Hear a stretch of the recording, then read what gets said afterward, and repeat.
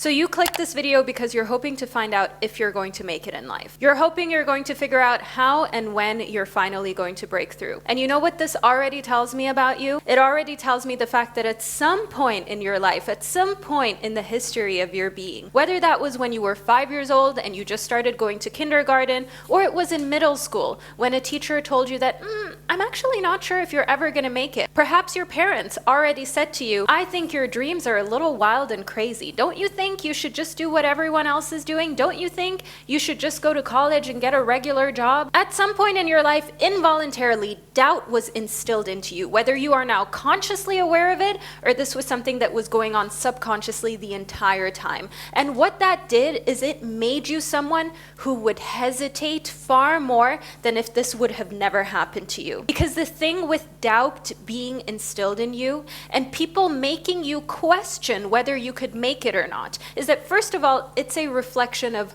the fact that they can't see themselves making it, and they're projecting that onto you. So let's just close off that topic right there. But what this did to you in that very moment is that it created a hesitation around taking action. And perhaps you're sitting here and you even feel bad about the fact that you procrastinate. Perhaps you have ADHD. Maybe you have something else that you struggle with that you feel is stopping you from taking action and making it, that you feel is stopping you from living your dream life. And you didn't realize that when people started to instill doubt in you, that is when the seed was planted that would affect you to this very moment, to this day, to right now as you're watching this video. You probably had no idea that years later it would lead you to want to watch a video like this, affecting you to this very moment and involuntarily turning you into someone who just wished they had the foresight to know that they were going to make it, because otherwise, what's the point in putting all of the effort into your dreams if you're not going to make it anyways, right? Well, babe, thankfully you came to the right channel, because after all, I am psychic and apparently also a part-time comedian. Not a very good one. Let me tell you what, I have an amazing promise for you, and that is that by the end of this video, you will know exactly when you're going to make it.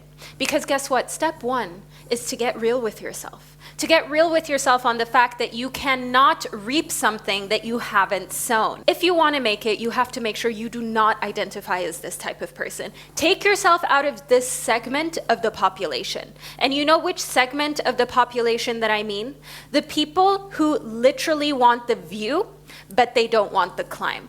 The people who want to reap, but they have never sown a single seed. You must remove yourself from that demographic of people, because how can you ask yourself when you're going to make it, if you're going to make it, if you're ever going to accomplish your dreams, if you literally have not yet even tried? And I get it. I really, really get it. You are probably dealing with a lot of fear, also known as false evidence appearing real. And let me tell you something right now. You can either live your fears or you can live your dreams. Which are you choosing to live? And I want you to ask yourself this every single moment in time. This morning when I got up, I was literally thinking to myself, oh my God, I don't want to film another video. What am I even going to talk about? I feel like I have nothing to share. And then I realized, wait, you've recorded hundreds of videos and you feel like you don't know what to talk about. You literally have recorded thousands of hours at this point, and you are worried about what you're going to say. You have read hundreds of books. I had to come to the realization that in that moment, I was living my fear, because my fear was,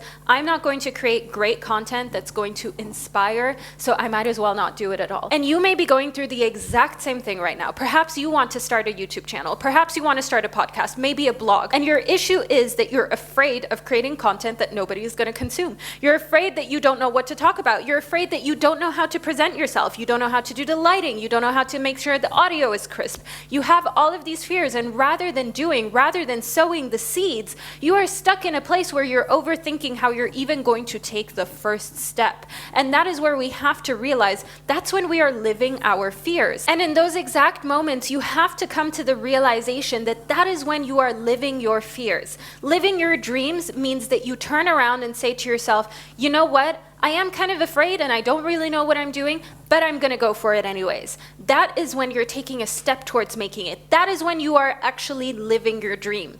Because the thing that a lot of people do not talk about is that living your dream is actually not always very dreamy. Sometimes living your dream means that you get up really early in the morning, you answer emails, you create and plan content, you talk to your coaching clients, you post in your community, you post on Instagram, you post on YouTube. Sometimes that is living the dream that doesn't even seem that dreamy, but it is the conscious decision to understand that rather than allowing for your fears to stop you from living the life that you deserve, you're going to feed into your dreams, even if not every single moment is actually a dreamy one. And the second thing that I need you to understand is that challenges are part of the curriculum. And the fact that you are still here already puts you into a very small percentage of the human population that still has one of the most sought after traits that seems to be getting rarer and rarer the more our brains are being fried by cheap dopamine hits. And that is the ability to focus. That is the ability to actually listen to something, to take something in for longer than 20 or 30 seconds, and for that to actually change how you feel, for that to actually change the perception that you have of yourself and also your surroundings. Because remember, everything just is as it is. But the way that you go through life, the experience that you have in life, that manifestation is one that you control. That is a manifestation that is yours. And coming back to challenges being part of the curriculum, just think about it. Did you used to play Super Mario? There were different bosses, right? There was this Boo, Boo Boss. And then of course we also had Bowser, you know, the mega boss. And what I'm trying to say with this is that you had to qualify for each level, and each challenge was different at a different level of the game. Now, how this actually... And you're probably thinking to yourself right now, Vanessa, what does Super Mario have to do with me reaching my goals? What does Super Mario have to do with me making it? This will all make sense in just a minute. Just allow for me to explain. So in order for you to beat the boss at level 10, you had to qualify to level 10, right? You have to get through level 1 through 10, and then you're going to fight the ghost, the boo-boo ghost, whatever it's called. And then at level 50, you've got Bowser. And between level 10 and level 50, you have acquired the skills to then battle against Bowser, to then actually slay that next level. But remember when you were slaying the ghost, that seemed to you like the biggest challenge ever. That seemed to you like, oh my god, he's so strong. You did not know that at level 50 you would have to battle something way bigger, something way larger. But the thing is, it didn't matter at level 10, and it didn't need to be of interest of you because you weren't there yet. And the analogy that I'm trying to make here is that you will always be given challenges at the level that you're at. Just like 2 days ago, I was talking to close friends of mine, 2 different close friends. One of them owns a company with a partner, and she may be going through a lawsuit, a hefty lawsuit that is about $500,000 that she would have to pay back in taxes that were claimed to not have properly been logged. So she was on the phone with me, and of course she is in her head about, is she going to lose everything? Is she going to lose the business? Does she have to go to court? Can they actually prove that anything was done wrong? What is the accountant doing in this situation? What did they F up to get them into this situation? And then the same day, a couple hours later, I was on the phone with another friend of mine who is just starting up a business. She was having a landing page made. The landing page person basically just pissed off and said, hey, I don't want to do this anymore. She has no landing page for her online store, and she's $2,000 out of pocket. And she was freaking out just as much, if not more actually, than the friend that I was speaking to who has this potentially $500,000 lawsuit that's coming towards her that she's preparing for. What does that teach us? That teaches us that, first of all, life never gives you more than you can actually handle. Trust me. The type of challenges you're getting now at level 10 or level 50, doesn't matter what level that you're at, you can overcome those. And it is important that you understand who you become in the process. That is more important than the challenge or the outcome. Because let's say my friend with the landing page issue, she's at level 10, and my friend with the bigger company is at level 50 with the big lawsuit. Literally, At level 10, you are equipped to solve the level 10 problem, and that will seem like the biggest problem in the world to you. And at level 50, you're going to look back at level 10 and you're going to think to yourself, I can't believe that I made that such a big deal. I can't believe that I was so afraid and worried about that. And that's not to downplay any of these stressors. That's just to show you that the saying that the journey is the destination, I know, so cheesy, but there's so much truth in it, because the journey is literally always going to come with challenges, with obstacles, with things to overcome. You might be sitting here right now, you may have your own problems and issues that you're going through, that you, future you 5 years from now, you're gonna look back at today and you're gonna think to yourself, this is not even an issue. This is a tiny thing, just solve it and move on. There are so many better things in life for you to think about. There are so many faster ways for you to get ahead and to actually make it. Bouncing back from adversity creates resilience. And if you're in a position right now where you have limited resources, I want you to know even that in itself is going to teach you how to make it, because even that in itself is a lesson. Because when you lack resources, you become resourceful. I remember when I started off on my journey to creating my own business, I invested in every single book, every single course, every single coaching thing that I could afford at the time. Even if my budget wasn't huge, I would still try to get in proximity of people who I feel had made it to a level where I would like to see myself in 5 years, where I would like to see myself in 10 years. A place that I thought, I look up to this. And putting yourself into proximity. Be willing to experiment. Be willing to try. Be willing to invest. Those of you who can't even invest $20 in getting a book, please, I cannot even take you seriously. How badly do you want to make it if you cannot even invest into a little resource? How are you then going to invest into the business, into the nail studio, into the coaching business, into your medical practice, into your skincare line, if you can't even spend $20 on getting a book? But I'm supposed to believe that all of a sudden, once you're ready, once the perfect opportunity presents itself, which doesn't exist, the perfect opportunity is something you're making up in your head, then all of a sudden you're going to shell out all of your savings and bet it all on one card. You're going to bet it all on one number. When you find the perfect manufacturer, when you find the perfect thing to work with, it's not going to happen that way. You have to already be willing to experiment now with the resources you have now. Become resourceful now, because whether you've got $10, $100, $1,000, $100,000, as long as you are not amongst one of the richest people on planet Earth, newsflash, you will even have to be resourceful once you are doing pretty well, once you have established yourself, once your friends and family see you as already being successful. You will still have to be resourceful. It's just on another level, but the emotion is the same. Just like we spoke about on level 10, the $2,000 loss and problem. The emotion feels the exact same in that very moment. I would say that friend was even freaking out more than the one that had the huge lawsuit, because also with time, with overcoming challenges and problems, there comes wisdom and there comes a certain amount of calmness, because that makes a great leader that can even get to that level.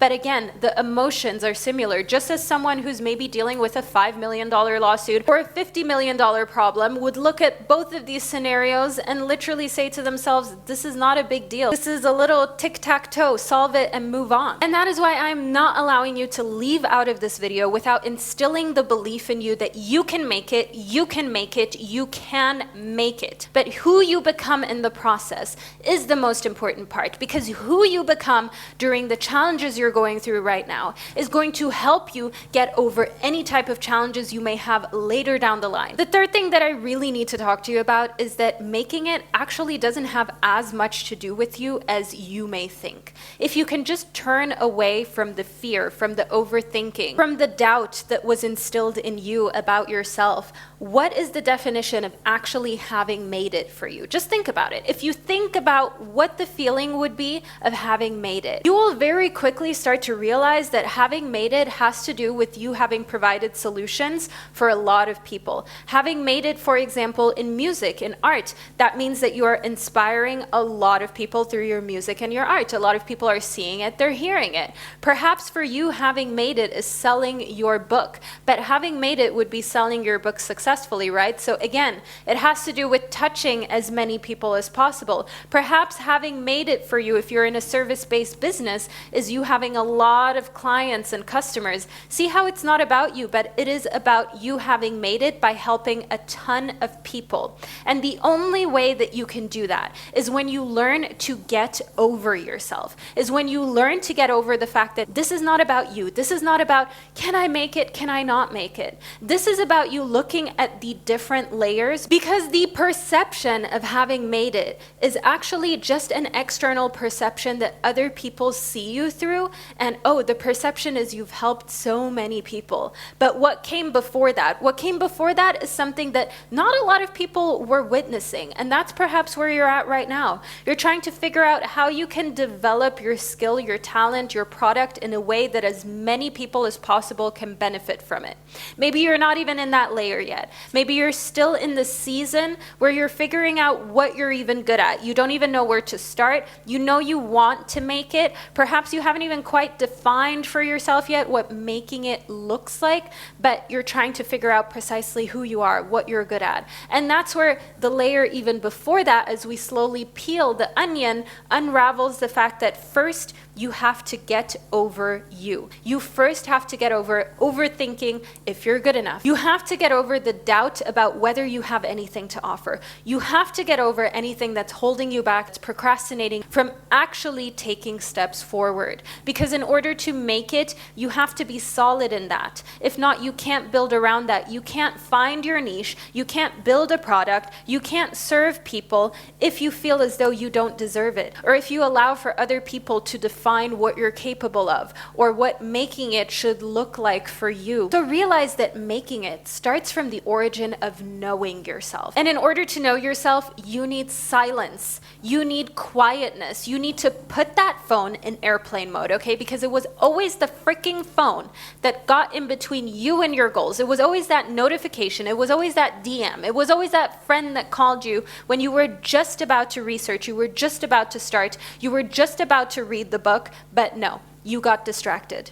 Newsflash, what you can actually do is you can set a boundary. You can create the boundary where you dedicate time and effort to making it, because you are not going to make it unless you are dedicated. And if you want someone to tell you it's going to be easy, you're just going to manifest it like 1, 2, 3. Of course, manifestation is part of it, but let's be real now. Let's be so freaking real. Manifestation only actually works through inspired action, and anyone who tells you otherwise, any other manifestation coach that tells you, oh, just think this way, just do this and it's all going to happen, they are lying. Newsflash, they're telling you a story that isn't true. And that's why it's been so important for me to create this channel and give you the real blueprints, the real formulas, the real talk, the motivation, the drive, the dedication that you can unify both. Of course, you can accomplish way more with manifesting the life that you desire, which means making sure that your mind is in a place where you're already attracting the best, where you're already thinking the best of yourself, you're already expecting positive results. Because when you expect positive things to happen,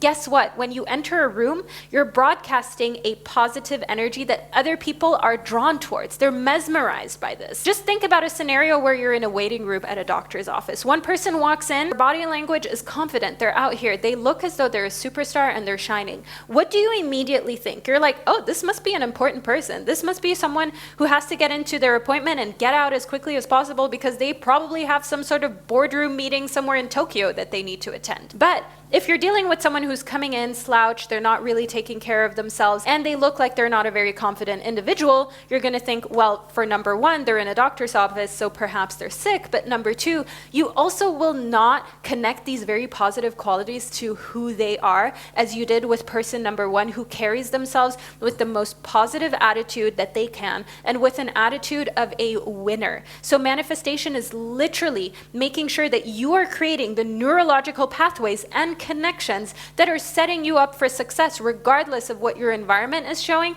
and regardless of what other people may think. And that is our fourth step. Your environment, other people. Do not give a flying F what anyone else may think about your goals and what making it looks like to you. There's a reason why you want to make it. Maybe it's because you want to give back. Maybe it's because you want to make a change in how the school system works. Perhaps it's the fact that you want to change as many people's lives as possible. You want to empower women. Perhaps you want to protect the environment. You want to protect animals. Maybe you want to be the best surgeon or the best lawyer that you can be in order to recreate health and justice within society. Whatever your reason is for making it, whatever making it looks like to you, whether it's you living in a tiny house on 5 acres of land that you purchase so you can just be by yourself and not have to deal with other human beings. Maybe it's you living in a bustling city, New York City. You've got the most beautiful penthouse and you go to all of these social gatherings. Making it looks different in your head than it looks in Johnny's head, than it looks like in my head. And I want you to remain so true to what making it means to you. You can make it by being happy with yourself and being healthy. One dream that every single person who is in hospital right now, as you're watching this video, is that they wish they were healthy again.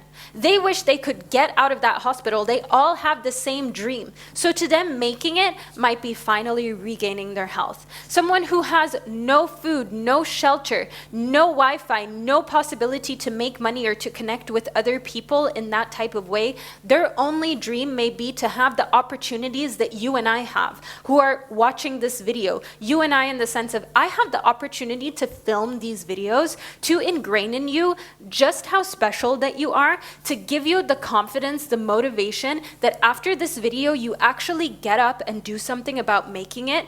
Would that not be so freaking selfish of me to have the vocabulary, to have the energy, to have the health, to be able to change someone's life, but I'm not doing it. I'm not changing your life. I'm not going to film this video. I'm not going to put it out. I'm not going to edit it. I'm not going to put in the effort because I'm afraid that nobody's going to watch it. I'm afraid that I'm not going to get enough views. I'm afraid that somehow people are going to think differently of me, or they're going to think I'm too intense, or they're going to think I'm silly. They're going to make fun of me.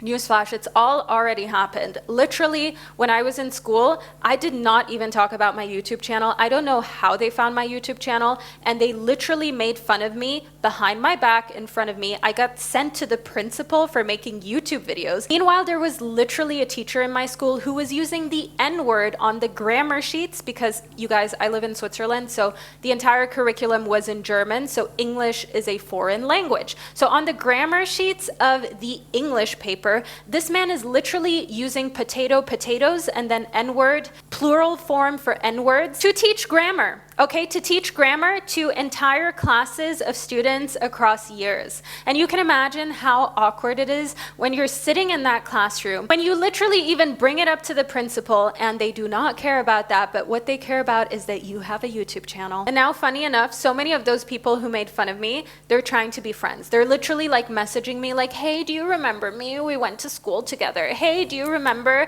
Like, maybe we should meet. Maybe you can tell me how you did it. How do you film your videos?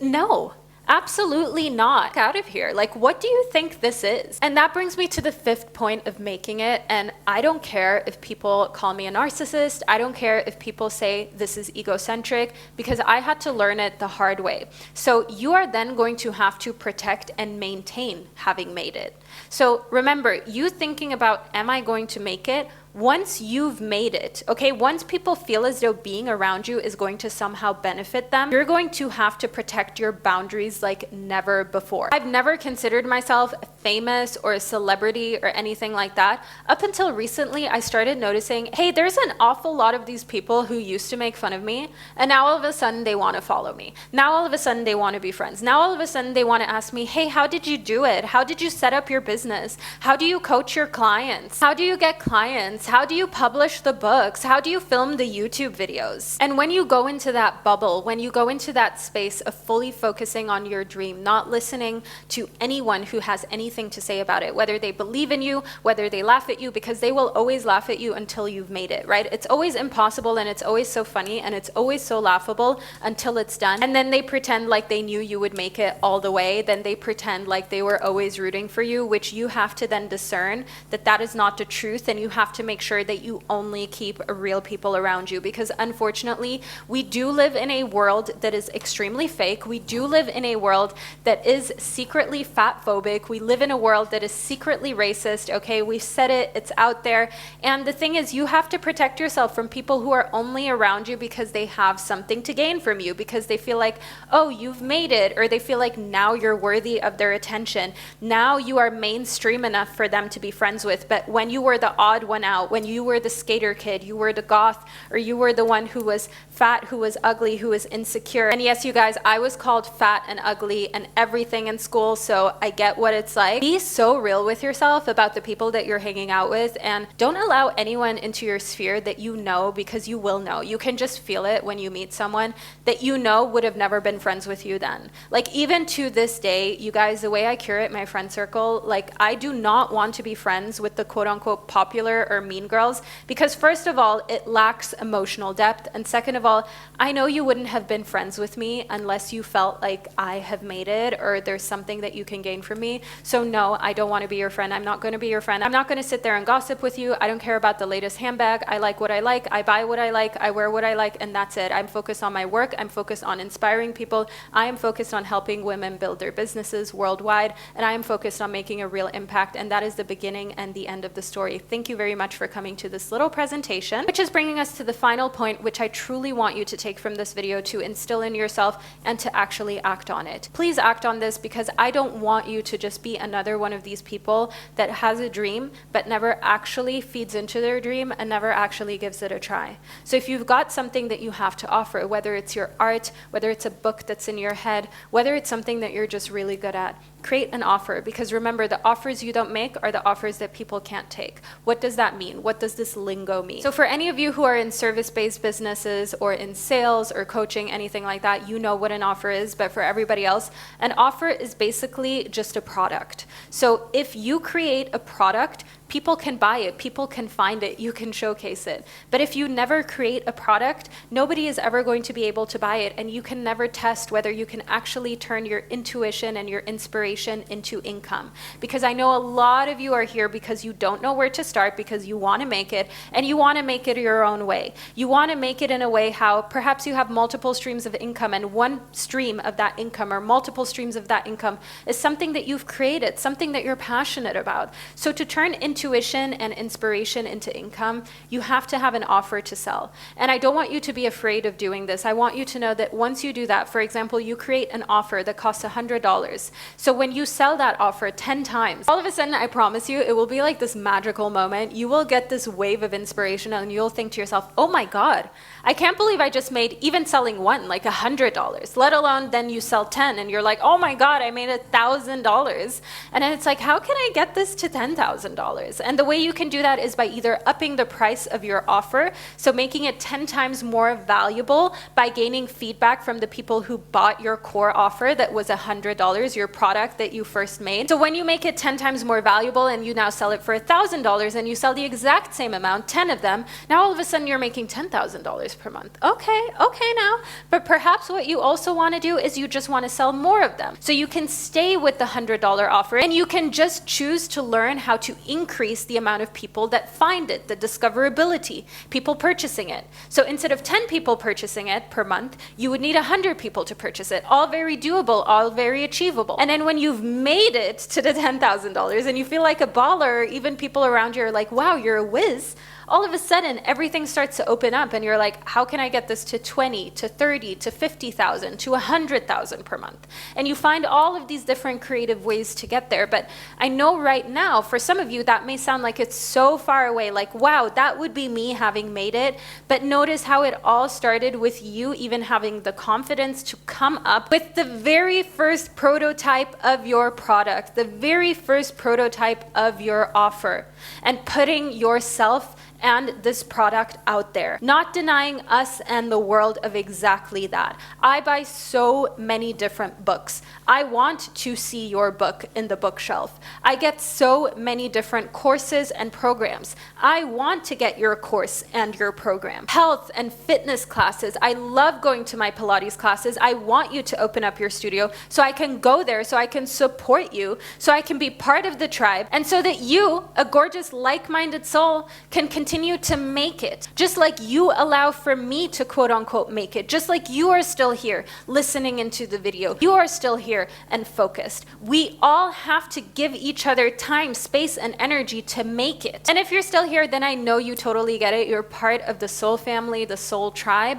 But in order to be able to support you, in order for you to even gain the hearts, in order for you to even connect with people, to be able to inspire people, you need to show what you have to offer. So in order to make it, you have to create. You have to create from the soul, from the heart. You have a talent that was given to just you. You have a way of speaking, of expressing yourself, of existing that is unique to you. And you can either make this journey fun, fruitful. You can either live your dreams or you can live your fears. Remember that. And if you made it all the way to this point, I want to hear your ideas. I want to hear your product, what you want to do, what you want to create. Leave it in the comment. You will inspire yourself. You will inspire others. You will inspire me. And it will hopefully light a fire in you to start the journey now, to get going now, to quit procrastinating. So rather than thinking about when you're going to make it, you're going to start to develop a certainty within you that just knows that you will.